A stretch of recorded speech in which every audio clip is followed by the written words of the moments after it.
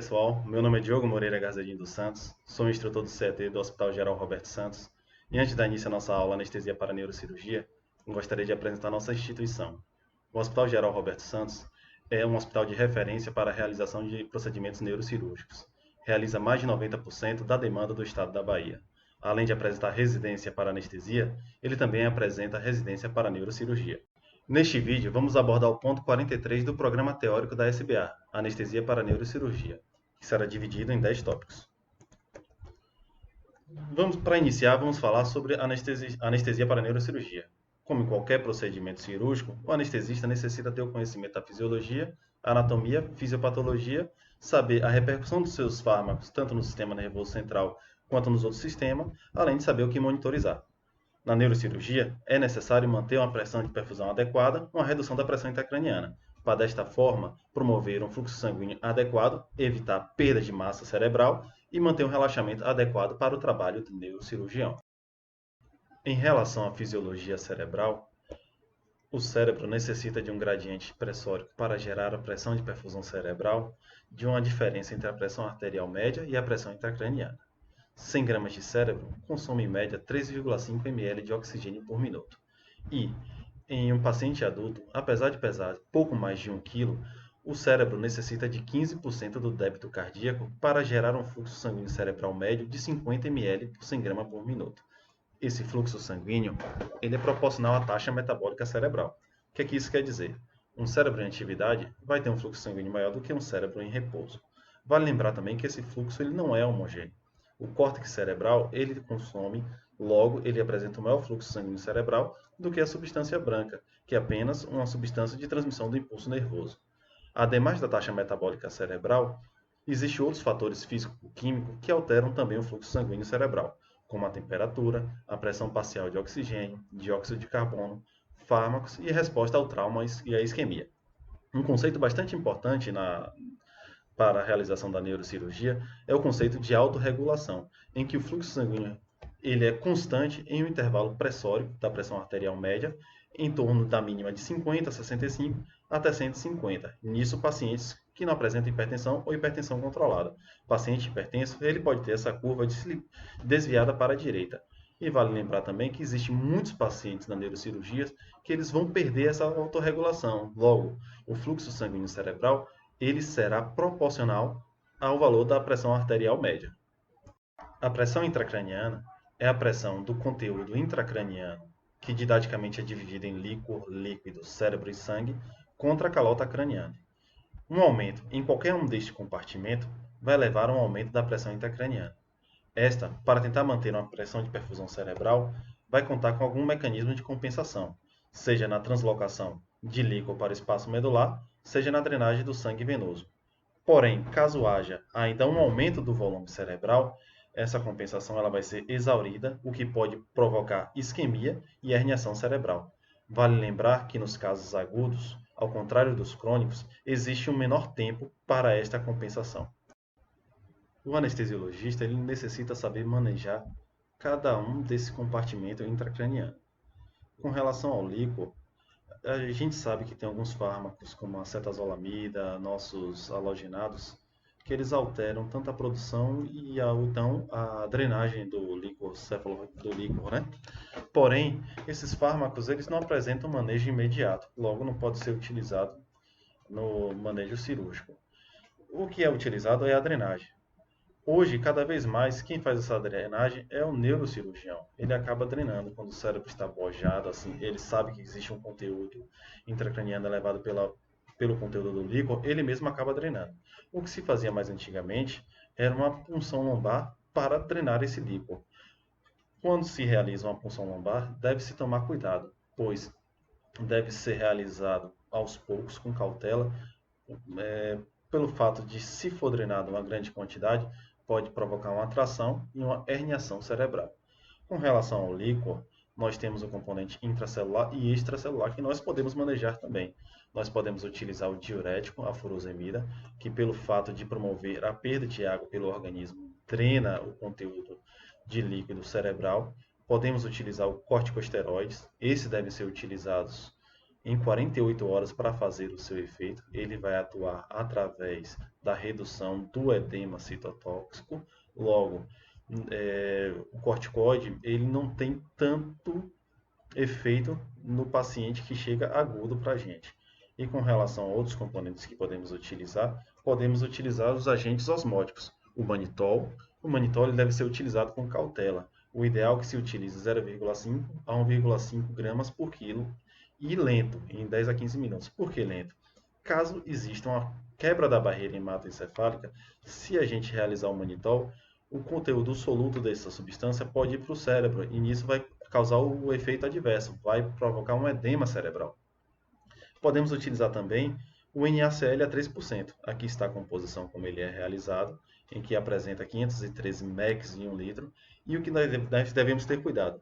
Com relação ao NaCl a 3%, nós devemos ter cuidado a um aumento súbito, repentino do sódio sérico do paciente, pois nós sabemos que um aumento superior a 10 mEq por litro em 24 horas pode promover a desmielinização cerebral, provocando a mielinólise pontina. Como é que nós fazemos o cálculo para utilizarmos na neurocirurgia ou então até mesmo no paciente de UTI? Um dos cálculos, existem vários cálculos, é a gente calcular o déficit de sódio, no caso, no máximo 10 mEq por litro, pelo o conteúdo do peso corporal do paciente, peso líquido do paciente. Fazemos uma regra de 3, sabemos quantos ml da solução devemos utilizar em 24 horas. Cerca de 30% dessa solução pode ser utilizada nas 3 primeiras horas e o restante, os demais 70%, das demais 21 horas. Devemos lembrar que o paciente, se a gente fizer uma solução dessa, nós devemos vigiar o sódio sérico dele para ver se não está existindo um aumento rápido do sódio sérico, podendo promover um déficit no paciente, uma mielinólise contínua. Com relação ao componente do sangue, nós podemos promover uma drenagem venosa mais eficaz, através de um cefaloclive. Podemos também evitar a lateralização acentuada, que pode promover uma diminuição da drenagem venosa, assim como colares cervicais que estão bastante apertados, ou então fixador do tubo orotraqueal em colar. Com relação à pressão intracraniana, se o paciente estiver tossindo, brigando com o ventilador, ou então às vezes uma PIP bastante elevada, essa também ela pode promover uma diminuição da drenagem venosa. Em relação ao componente arterial, no componente arterial nós temos que evitar o aumento desnecessário do fluxo sanguíneo cerebral, porém devemos promover um fluxo sanguíneo cerebral adequado para evitar a isquemia. Logo, nós podemos utilizar nossas drogas anestésicas para promover uma profundidade anestésica adequada e podemos abrir mão também de vasopressores, vasodilatadores. Como eu já disse, é importante a gente ter uma profundidade anestésica adequada para evitar um aumento do consumo, um aumento do fluxo sanguíneo cerebral. Já foi dito também em slides anteriores que existem alguns componentes físicos químicos que alteram o fluxo sanguíneo cerebral, como uma pressão parcial do oxigênio. Essa necessita que exista uma variação muito elevada, ou uma PA de O2 abaixo de 20, ou uma PA de O2 acima de 250, para promover o fluxo, uma diferença, um aumento, uma diminuição do fluxo sanguíneo cerebral. A temperatura, pelo fato dela alterar a taxa metabólica cerebral, caso ocorra uma diminuição da temperatura, a gente consegue diminuir o fluxo sanguíneo cerebral. Ou então, caso aumente a temperatura, vai aumentar o fluxo sanguíneo cerebral. Com relação à pressão parcial do dióxido de carbono, esse é o componente mais manejado pelo anestesista. O que acontecia? Pelo fato de promover uma diminuição do fluxo sanguíneo cerebral, principalmente entre uma PA de O2 entre 20 e 80, o que é que se fazia antigamente? O pessoal ia e promovia a hipocapnia de rotina. Só o que acontece? Um paciente, quando ele tem um certo trauma, quando ele já apresenta alguma patologia cerebral, essa patologia já pode promover uma vasoconstricção e uma diminuição do fluxo. Logo, ao promover uma hipocapnia de rotina, o que a gente pode acabar fazendo é uma isquemia já em áreas patológicas. Então, a gente pode, em vez de promover um benefício para o paciente, estar promovendo um malefício. Ademais, esse manejo ele é temporário, o que se verifica que, ao se hiperventilar o paciente, existe um aumento do pH, logo existe uma alcalinização do pH, o que vai promover uma diminuição do fluxo sanguíneo cerebral. Porém, tanto esta alcalinização quanto essa diminuição do fluxo, elas são temporárias. Em 8 a 12 horas, praticamente já estão normais. Isso poderia prejudicar o paciente no desmame no pós-operatório, a longo prazo. Então, com relação à pressão arterial do dióxido de carbono, o ideal é deixar aproximadamente fisiológico, 35 milímetros de mercúrio. Por quê? Porque os pacientes que chegam para a gente, eles já apresentam um fluxo cerebral diminuído. E o fluxo, quando a gente diminui bastante essa pressão arterial do dióxido de carbono, o que se mostra é que abaixo de 25 milímetros de mercúrio não existe uma diminuição do fluxo. Logo, não haverá uma melhora da complacência. Com relação ao fluxo sanguíneo cerebral, também é bastante importante a gente saber alguns conceitos da neurocirurgia. Uma perfusão luxuriante. Ao lado do tumor, existem regiões que apresentam vasoplegia. Então, um aumento do fluxo sanguíneo cerebral como um todo vai promover uma perfusão maior do que a devida naquela área tumoral. E com relação a vasoespasmos, como nós temos na hemorragia subaracnoide, existe aquela região que está em espasmo, o que vai acontecer? Caso a gente diminua a resistência no tecido sadio, o que vai acontecer? Vai ter o síndrome de roubo. Então, ao a gente aumentar o PaCO2, vai haver uma vasodilatação, vai haver um roubo da parte sadia da parte doente. Então, a parte sadia vai roubar da parte doente. Já se a gente hiperventilar o paciente, a gente vai promover o inverso, que é a síndrome do roubo inverso, ou síndrome de Robin Hood. Vamos tirar da parte sadia o fluxo sanguíneo cerebral para a parte doente. Em relação aos nossos fármacos, além do objetivo de promover hipnose, amnésia, analgesia, imobilidade e atenuação de resposta aos traumas, nós temos como objetivo também promover uma proteção cerebral, promovendo um adequado fluxo sanguíneo cerebral, para assim evitar isquemia, e além de promover também um campo cirúrgico adequado. Dos anestésicos venosos, os anestésicos venosos, ele acoplam a taxa metabólica cerebral com o fluxo sanguíneo cerebral. Todos, com exceção da ketamina, reduz a taxa metabólica cerebral e assim reduz o fluxo sanguíneo cerebral. A ketamina já faz o inverso. Ela aumenta a taxa metabólica cerebral e aumenta o fluxo sanguíneo cerebral. Todos os anestésicos venosos mantêm a alta regulação do fluxo sanguíneo cerebral e mantêm a resposta do fluxo sanguíneo cerebral com o CO2. Em relação aos bloqueadores neuromusculares, a succinilcolina, muitas vezes, ela é evitada pelo fato de poder promover o aumento da pressão intracraniana. Porém, ela pode ser sim utilizada, principalmente em casos em que necessitem uma intubação sequência rápida, e ela deve ser utilizada de acordo com a experiência de cada anestesista. Com relação a despolarizantes, devemos levar em consideração que o metabolismo do atracúrio é a laudanosina. A laudanosina ela pode diminuir o limiar convulsivante e pode promover a convulsão, em teoria. Já o pancurônio, ele, pelo fato de ser um bloqueador neuromuscular de longa duração, ele pode ser ruim para podermos promover uma extubação precoce do paciente e assim dessa maneira até promover uma vigilância, uma avaliação neurológica pós-operatória. Com relação aos anestésicos inalatórios, todos são vasodilatadores dose dependente. O que isso quer dizer? Que ao contrário dos venosos, eles desacoplam a taxa metabólica ao fluxo sanguíneo cerebral. Com relação à potência vasodilatadora, nós temos que o alotano ele promove muito maior fluxo sanguíneo cerebral em relação a enflurano, isoflurano, sevoflurano e desflurano. Porém, os anestésicos halogenados mais novos, como desflurano, isoflurano e sevoflurano, eles podem ser sim utilizados em procedimentos neurocirúrgicos, desde que o ideal seja utilizados em menores que 1 can e anestesia balanceada. Não se deve utilizá-los caso exista uma evidência de hipertensão intracraniana. O óxido nitroso, ele, assim como os halogenados, ele também é um vasodilatador cerebral. Deve ser utilizado com cautela. Existe muita controvérsia em relação ao seu uso, pois existe um potencial de piorar um pneumoencéfalo, assim como um embolismo aéreo. Ademais, o óxido nitroso ele está associado a náuseas e vômitos, o que pode prejudicar no pós-operatório adequado ao paciente.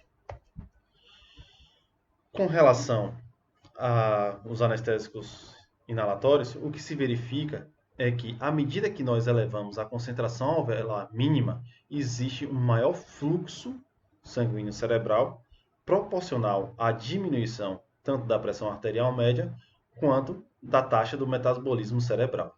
Além da monitorização padrão, podemos utilizar uma monitorização específica à demanda da clínica do paciente ou do procedimento cirúrgico.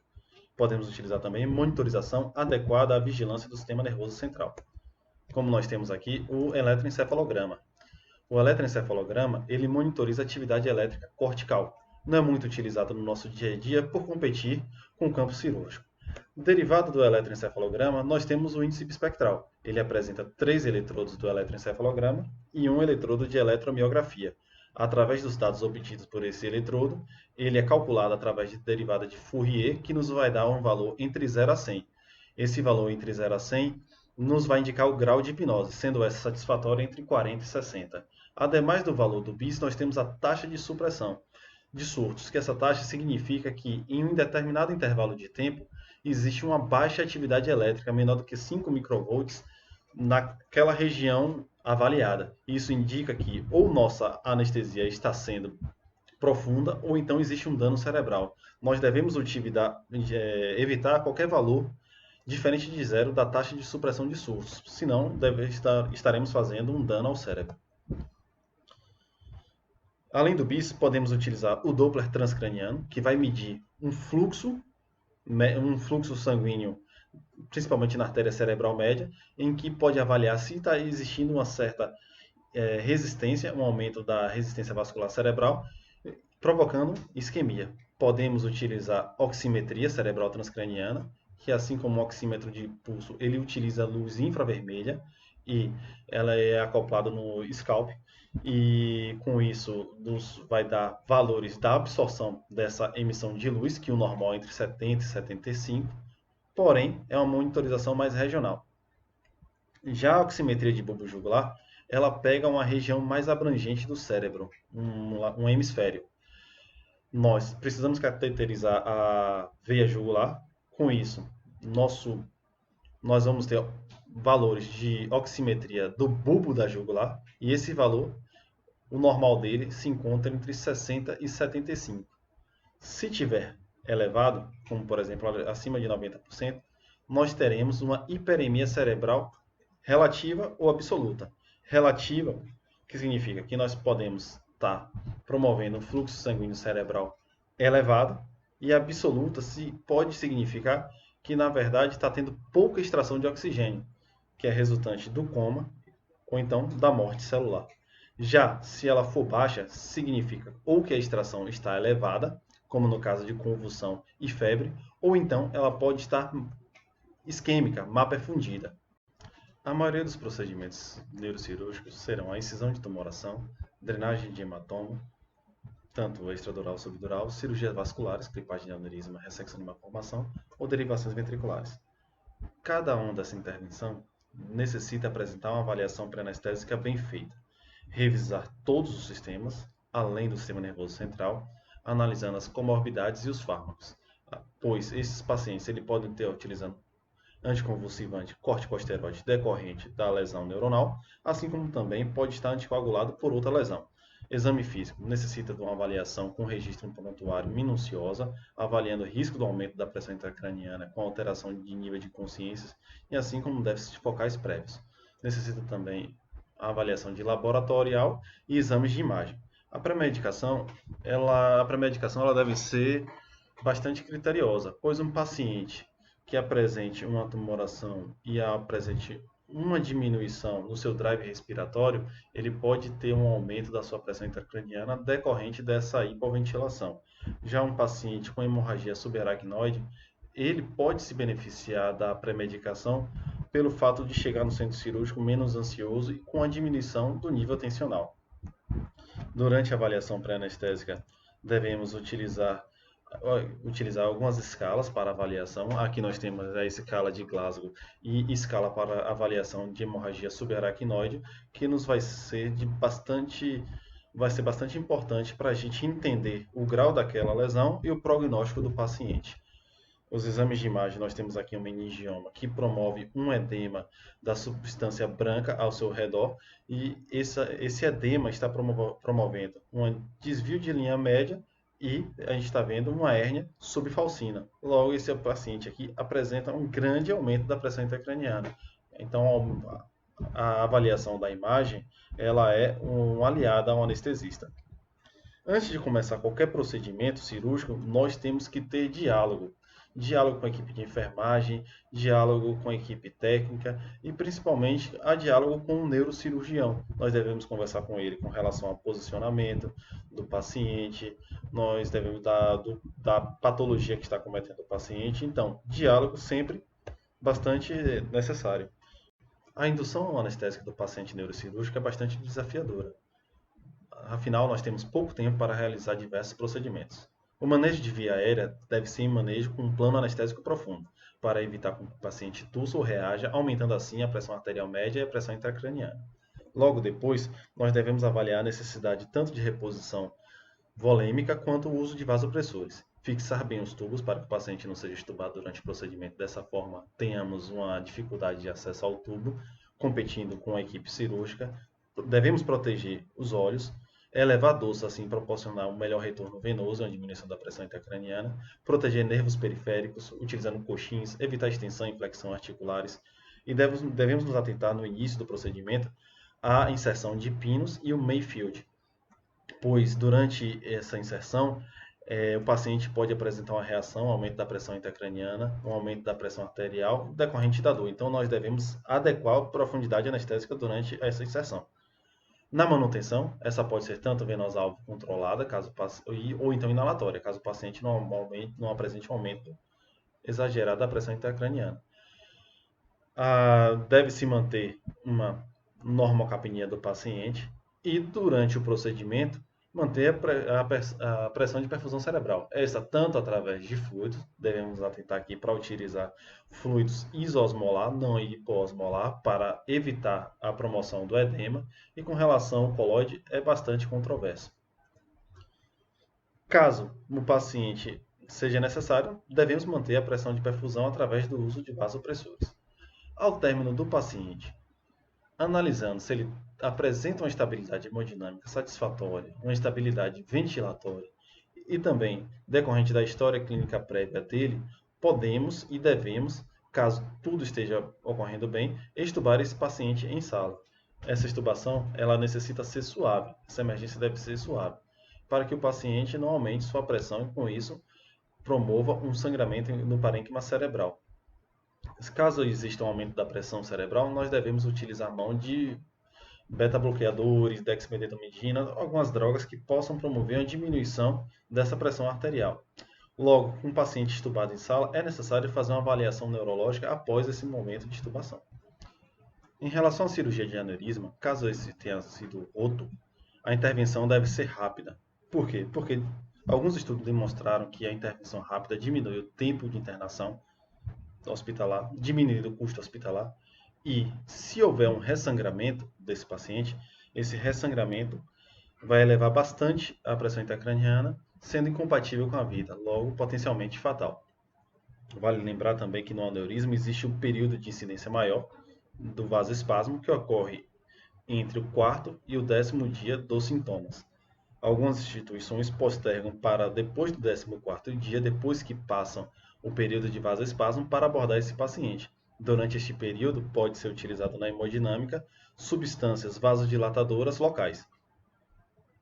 Com relação à correção cirúrgica, ela pode ser através da clipagem cirúrgica aberta, ou então, hoje em dia cada vez mais comum, a abordagem endovascular. Devemos levar em consideração as alterações que ocorrem neste paciente. Alterações hidroeletrolíticas, que o paciente apresenta uma hiponatremia. Essa hiponatremia pode ser decorrente da secreção do hormônio antidiurético, logo o paciente vai estar hipervolêmico, ou então da síndrome cerebral perdedora de sal, em que o paciente vai depletar tanto sódio quanto água.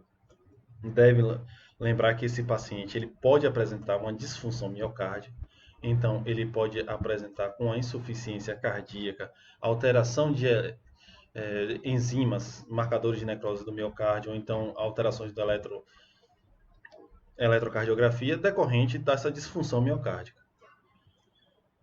O manejo pressórico desse paciente durante intraoperatório é bastante peculiar, pois durante a indução nós devemos evitar uma hipertensão para a gente evitar uma ruptura, que esta pode ser fatal.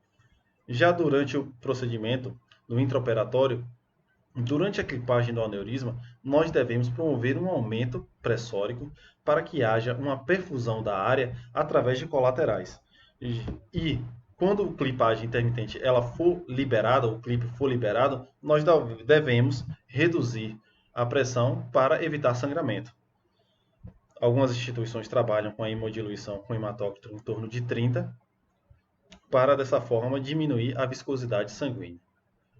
É interessante no pós-operatório deste paciente manter uma pressão de perfusão acima de 20 a 30 da pressão arterial média anterior.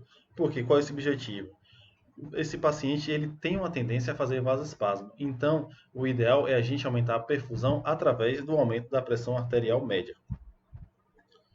Muito parecido com o aneurisma, nós temos a malformação arteriovenosa, de manejo bastante similar. Porém, neste caso, temos a peculiaridade da desautonomia da regulação cerebral. Esse paciente ainda não se sabe o motivo exato, ele pode apresentar um edema cerebral súbito. E o anestesista, o que é que ele deve ter em mão? Ele deve saber que ele deve utilizar algumas manobras, alguns fármacos, para tentar diminuir a taxa metabólica e, com isso, reduzir o volume cerebral, seja através de anestésicos venosos, barbitúricos, hiperventilação momentânea, a hipocapnia, ou então reduzindo a temperatura, hipotermia. Diferente do aneurisma, deve-se evitar no pós-operatório a hipertensão, pois a malformação arteriovenosa retirada pode mostrar novas malformações que antes não eram diagnosticadas. E com isso, se você promover uma hipertensão desse paciente no pós-operatório, você pode promover um sangramento ou uma nova malformação arteriovenosa. Já no traumatismo crânioencefálico, nós temos uma peculiaridade que é o manejo de via aérea, pois o paciente ele pode estar hipoventilando, pode estar com aumento da pressão intracraniana, pode estar de estômago cheio, com instabilidade cervical, com choque hipovolêmico. A via aérea é difícil, pode ter tecido, dente, sangue, trauma em laringe, hipoxemia. O paciente ele pode se encontrar combativo. Porém, o que vale frisar é que nós devemos nos atentar ao ATLS. Então, devemos garantir via aérea e circulação, para depois manter uma perfusão cerebral adequada. Esse paciente, ele apresenta uma alta regulação prejudicada. Então, ele necessita uma pressão arterial média mais adequada para perfundir o cérebro. Vale lembrar que deve-se evitar hiperventilar esse paciente, pois o fluxo sanguíneo ele está reduzido, decorrente de uma vasoconstricção cerebral. Logo, nós devemos ofertar uma normocarbia para não prejudicar este paciente. Vale lembrar que neste trauma, devemos manter o paciente com hemoglobina superior a 9. Em relação à fossa posterior, a cirurgia realizada na fossa posterior, primeiro, devemos saber que ela apresenta uma complacência inferior à complacência no procedimento supratentorial. Qualquer edema nessa região pode ser fatal, mais fatal do que no cérebro supratentorial. Então, além do mais, no tronco encefálico nós temos células responsáveis pela autorregulação do sistema cardiovascular, essa representada em vermelho, e do sistema respiratório. Então, qualquer estimulação do tronco, principalmente cirurgias realizadas em assoalho de quarto ventrículo e em região cerebelar, pode promover uma alteração tanto da hemodinâmica, como arritmias, um aumento da pressão, uma diminuição da pressão, como uma alteração ventilatória. Logo, um cuidado deve ser tomado com relação a esse paciente na extubação, pois, ademais de ter lesão na parte responsável pela regulação da ventilação, esse paciente pode apresentar lesão em pares cranianos essenciais para a deglutição, como o nono, décimo, 11º par.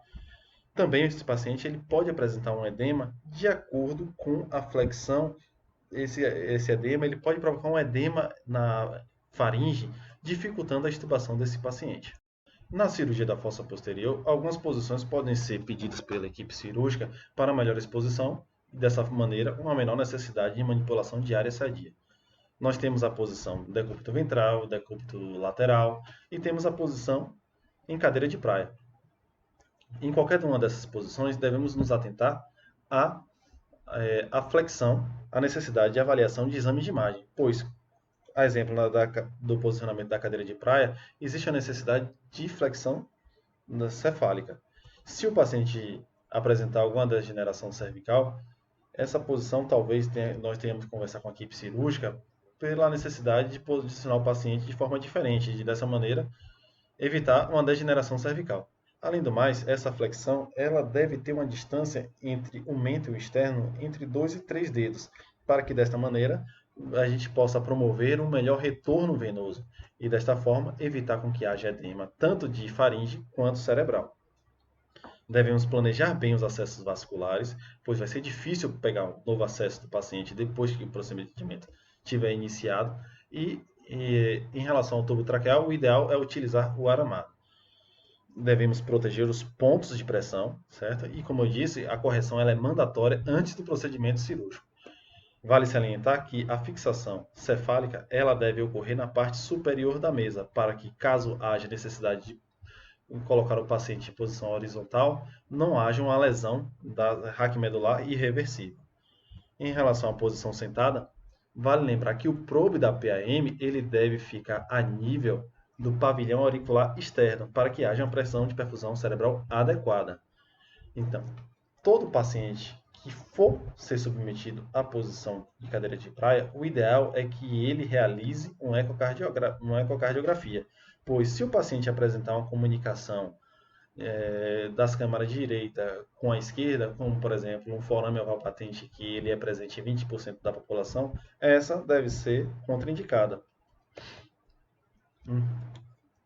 Contraindicada, melhor, né? Deve-se conversar com a equipe cirúrgica, né? Que o cirurgião ele pode querer fazer assim mesmo. Enfim, o que acontece com um paciente que vai ser submetido à cirurgia em decúbito de cadeira de praia, ou em cadeira de praia? Esse paciente ele apresenta o maior risco de embolia venosa. Essa embolia venosa aérea ela pode ocorrer em qualquer cirurgia que o nível da cirurgia seja superior ao do átrio. O que acontece? Acontece uma entrada de ar no sistema venoso. E por que ocorre muito mais na cadeira de praia? Pois, além da distância ser maior, também os seios venosos cerebrais, eles são estruturas venosas que colapsam menos que as demais estruturas em decorrente da estrutura ao seu redor. Então, esse aumento, essa diminuição da pressão em relação ao átrio vai promover a entrada de ar no sistema venoso. Isso pode ser potencialmente fatal. E a maneira que nós temos como combater a embolia venosa aérea é através da prevenção. O cirurgião ele deve irrigar o campo cirúrgico continuamente para que, com essa pressão negativa, o que seja absorvido seja a irrigação, não o ar. É bastante prevalente no paciente em cadeira de praia, pois um ecotransesofágico evidencia que 70% apresentam uma captação, uma embolia venosa aérea, e o Doppler transtorácico 40%. Logo, o ecotransesofágico, no caso, ele é mais sensível à presença de ar. Não é todo paciente que ele deve ser tratado. Não é porque entrou ar que a gente vai ter que parar todo o procedimento para tirar esse ar do paciente, né? Para tentar promover. Apenas nos casos em que essa entrada de ar ela esteja provocando uma alteração clínica, pode ser ela através de uma diminuição do ETCO2, né? No caso, na capnografia, você vê que está reduzindo o valor do ETCO2. Nisso está dizendo que existe ar que está dificultando a troca pulmonar, então uma diminuição do CO2 ele é passado para o pulmão e exalado, ou então um paciente que apresente uma alteração no sistema cardiovascular. O paciente ele pode apresentar uma insuficiência cardíaca, o paciente ele pode apresentar um sinal de isquemia. Tudo isso vai fazer com que a gente promova o tratamento. Esse tratamento ele tem que ser rápido, tem que notificar a equipe, ofertar oxigênio a 100%, dar suporte hemodinâmico, repor volume, utilizar droga vasoativa, Podemos comprimir veias jugulares com o objetivo de impedir entrada de mais ar no paciente. Caso necessário, deitamos o paciente e, controverso, nós temos um aumento da pressão intratorácica. Alguns livros relatam que a gente pode promover um aumento da pressão intratorácica através da PIP e, dessa forma, impedir a entrada de mais ar. Porém, se o paciente apresentar qualquer comunicação entre as câmaras direita, esse aumento da pressão pode promover uma passagem do ar da circulação pulmonar para a circulação sistêmica, promovendo um embolismo paradoxal. O que podemos fazer também, como nós falamos que nós devemos planejar nossos catéteres, nossos acessos, é introduzir um catéter previamente, não depois que ocorreu o evento, um catéter central e deixá-lo no meio do átrio direito. Como é que nós podemos fazer isso? Através de fluoroscópio, através da radioscopia, ou então através do eletrocardiograma, onde quando o catéter estiver inserido no meio do átrio, existe catéter que apresentam uma monitorização. Então, quando esse catéter estiver no meio do átrio, quando tiver uma despolarização atrial, o que é que nós vamos ver? O sinal de entrada ele vai estar se aproximando e saindo. Logo, vamos ter uma avaliação, na avaliação do eletrocardiograma, uma onda P bifásica, dizendo que o catéter se encontra bem posicionado. A estereotaxia nada mais é do que um sistema de coordenadas tridimensional. Ele auxilia bastante para a realização de procedimentos pontuais, como por exemplo na ablação, biópsia, radiointervenção e implante de eletrodos estimulatórios, como pode ocorrer em pacientes com Parkinson que têm um movimento involuntário. A anestesia pode ser tanto a geral, ou no caso, pode ser anestesia acordada. Essa cada vez mais tem tomando espaço no procedimento neurocirúrgico, principalmente em lesões em que haja um comprometimento de áreas sensoriais, motoras, da fala e da memória. Um paciente que faça um procedimento acordado tem que ser bastante colaborativo. Devemos conversar com ele durante a avaliação pré-anestésica de todo o procedimento que vai ocorrer para diminuir sua ansiedade, falar com ele que esse procedimento pode ser demorado e que precisará de informações a todo momento.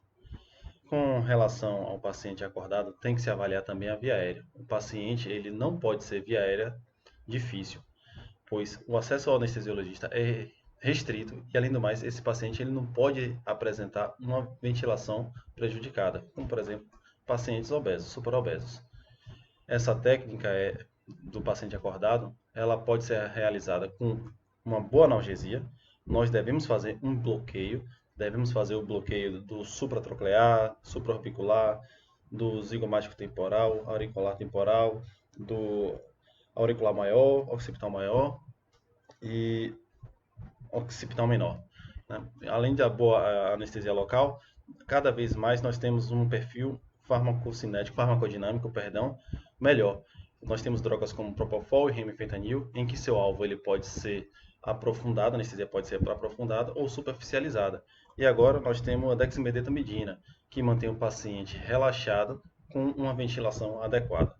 Além da técnica da sedação manter o paciente acordado, podemos fazer por etapas. Pode-se introduzir uma máscara laríngea no paciente.